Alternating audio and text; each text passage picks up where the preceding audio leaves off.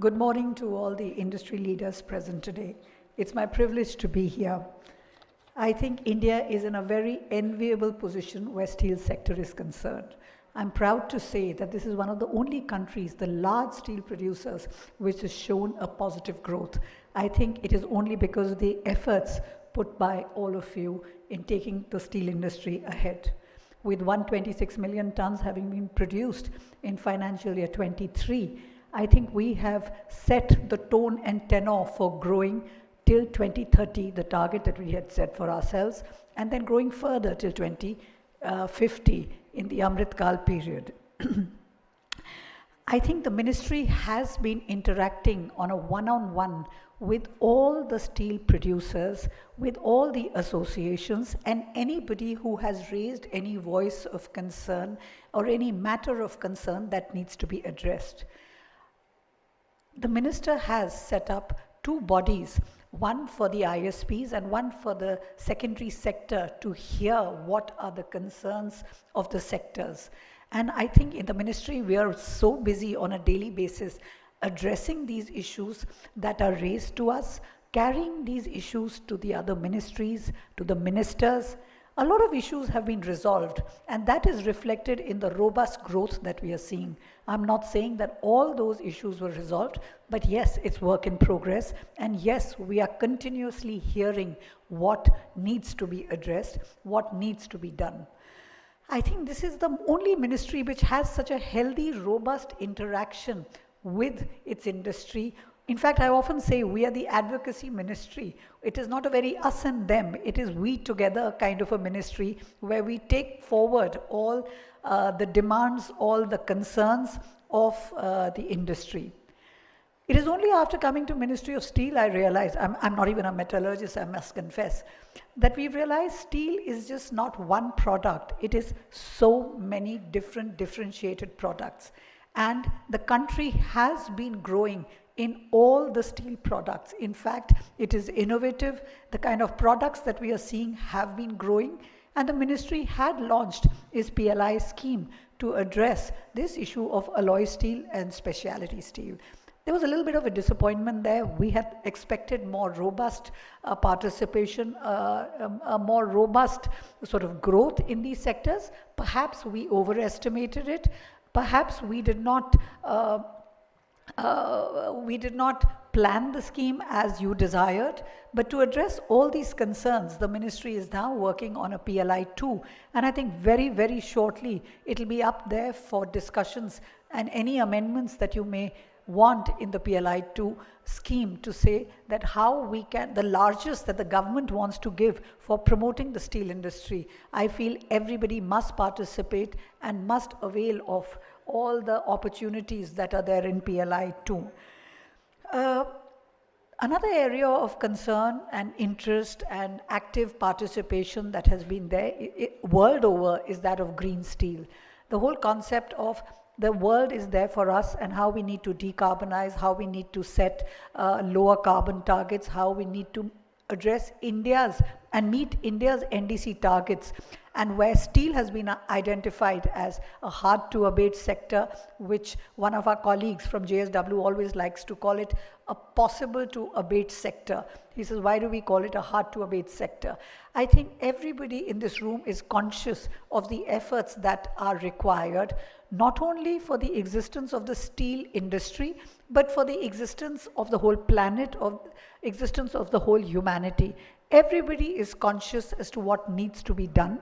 Everybody is conscious of what needs to be done, yes, but how it is to be done is sort of a challenge that needs to be crossed by R&D, by academia, by pilot projects, by the industry. And in this regard, Ministry of Steel has set up 13 task forces to address each and every aspect, and everybody's being heard. In fact, anybody has more suggestions or any further topics that they would like to add there, or their voices to be heard, or want to contribute to it, please do participate in these 13 task forces that the ministry has set up. I'm available. You can of course talk to me, but otherwise even on the ministry websites you'll know who the chairman of these various task forces are, because this is something which is happening. We cannot delay it. Question of technology, what to be adopted is being developed world over. There are no fixed answers. There is a lot of need of commercializing, a lot of sort of academic thought that is going on. A lot of pilot projects are being run, and this is where the future IPs will lie, future growth will lie. So I think everybody here has to be mindful of the fact that decarbonization and green steel or low carbon steel, whatever, I mean, low carbon steel has this connotation for you, which is different from what it means to the world at large. But I think that's another focus area for which I would request everybody in the audience to work on or carry this message across to their back ends and work on to resolve these issues for its existence. People have pegged it to exports to say that we will, with the new regimes coming up in developed countries, for example, with CBAM, etc. But I would not sort of be overly concerned on the export aspects alone.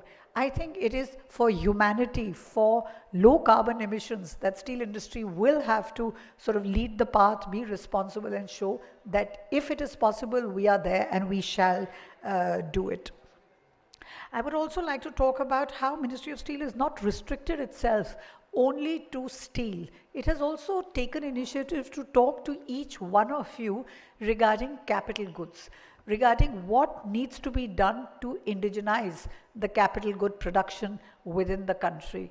I think in this regard, lots of steps have been taken, a lot of smaller producers have been engaged, but there is still a need, especially for the ISP sectors, the larger sectors. We see that a lot of them are the large producers, and with the supply chain disruptions that we saw and are possible even in future for capital good movement, there is a need to now invest, plan, think, produce all the capital goods within the country. And I would invite the steel producers themselves to actually also somewhere engage with the local steel producers, with local capital good producers, to the designers, to the consultants, to work towards indigenization of the capital goods for the steel industry. And I would now not like to limit it only to capital goods industry. What about the spares that go in? When we talk in terms of refractories, when we talk in terms of rollers, there is a huge case for now. I mean, we are the only industry which is going to grow. The world over, these the steel industry is somewhere plateaued out. It is only in India that we see that the growth will be there. As I was saying, we'll go to 300, 500, whatever the market will demand. There will be a growth, because if our per capita today is only 81, as we were informed by World Steel Association yesterday, if we are going to go from 81 to wherever the developed world lies, whether we talk about 160 or 250 or even higher, if steel production has to happen in the country, then the capital goods for producing this steel and then the consumables for producing this steel also should logically be produced within the country. It requires everybody to hold hands and make a concerted effort in this regard to make sure that the domestic designs, production, capital goods, etc. are all in place. For all these, whether we talk about PLI or whether we talk about capital goods, certain amount of R&D, certain amount of skilling, certain amount of drawing board exercise is required. I think I would urge the audience to actually work in that direction. Also, when we look at the developed world, we find that they're getting very protectionist on some of their raw material, that being scrap.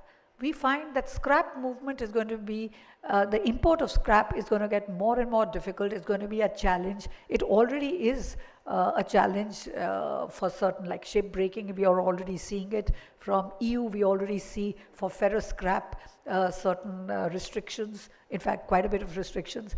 But scrap is the new gold. Scrap is the waste to wealth. Scrap is where you can actually reduce your carbon emissions, because the steel produced from scrap is actually so much lower on emissions, especially if you go down your IF, EAF route.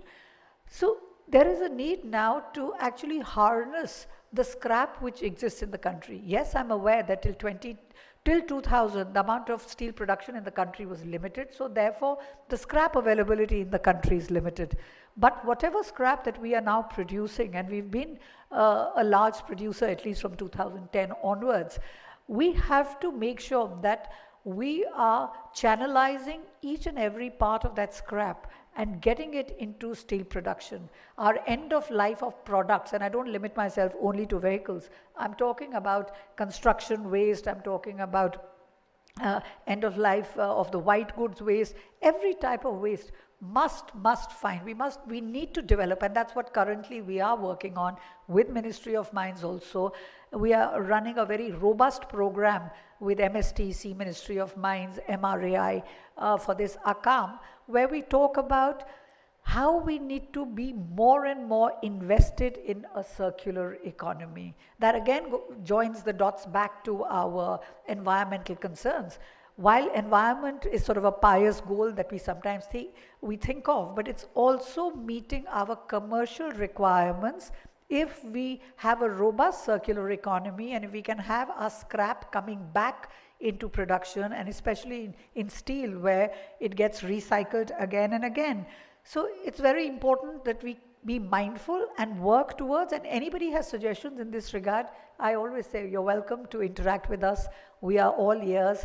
We are currently going to every cluster, every recycling yard to listen about what needs to be done, what needs to be streamlined. We welcome suggestions there also. One of the suggestions that has come, especially from the larger industry, is how we need to have a very robust system of slurry pipelines. As to how slurry pipelines is today not as robust as it needs to be. I assure the audience here, a lot of work is going on in that regard, trying to get all the government departments on board to develop this robust system of slurry pipelines. I think that will work a lot in making our raw materials available in a more scientific, economic, environmental friendly fashion. I think another aspect that the ministry has been working on, I'm sorry to be changing tracks, I've got so much to cover with you, but I just thought we must tell you what all we are working on in the ministry, is the QCOs. I think in the past 5 years, you've seen the ministry increase the number of QCOs from 45 to 145. And as we speak today, another set of, in single digits, some more QCOs you shall see seeing the light of day within the next 6 months. It's going to be uploaded very shortly, we are talking about. So these are all measures where the country now feels that we are in a position to produce quality steel. Our consumers deserve that quality steel. And therefore, once the producers are in a position to produce quality steel, then why should we allow quality, a steel which is not of the best quality to be imported from any other country? So the QCOs that have come in place have served a huge purpose of getting our domestic steel be up to a standard, as well as making sure that the not top quality steel doesn't find its way in the country. India has its FTAs with certain countries. Those FTAs have at times created a situation that we are seeing imports from those countries. But I assure you that we are in constant engagement with the consumers of steel to urge upon them that domestic steel is good enough, and with the QCOs in place, with the kind of,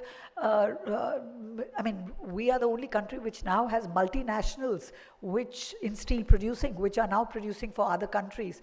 So either the foreign large multinationals come up and set shop in the country, or our own MNCs or even other producers who are good enough to produce the steel in the country be used by the OEMs, by the consumers in any aspect. And we routinely share on our websites and portals, the SIM portal, as to what is currently being imported in the country. It's a business opportunity for each one of you. Do have a look at the kind of steel that is coming in, and that's a business opportunity you need to avail of, along with PLI, to make whatever imported steel that's being imported, produce it in the country, and I think we will see a huge dip. Currently, we are importing only about 6 million tons. Now, in a whole production of 124 million tons, 6 million tons is not too large. but a closer look as to what is coming into the country as a business opportunity. I feel that even that 6 million ton can be reduced to only a few grades which we may or may not be interested in producing. So I think that's pretty much all I had to talk about what we are doing. I would urge each one of you to be mindful of skilling and safety. I think all the large producers, small producers, we must somewhere be aware of how to create human capital. Whoever you are employing, whatever skill set they come with, but there's always a case for improved skilling practices, upgrading their knowledge, etc. And that is something which only y'all can do, because you're at that ground level. From the ministry, we are now activating very strongly our two organizations, BPNSI and NIST. They will step that up. But whatever measures they will take will be very small. I would urge each one of you to keep up the skilling of your personnel, whether it is blue-collared or white-collared. And secondly, be very mindful of safety. And we are not talking fatal accidents. We are talking loss of man-hours. That for you is a business loss. But also each life matters, each hour, the quality of life matters. So I would really request at your level, you all do this. We have told you what we are working on in the ministry. Whatever else you want us to address, issues, we are here with you through the day. Do talk to us. We will take that up as a priority area. Thank you so much.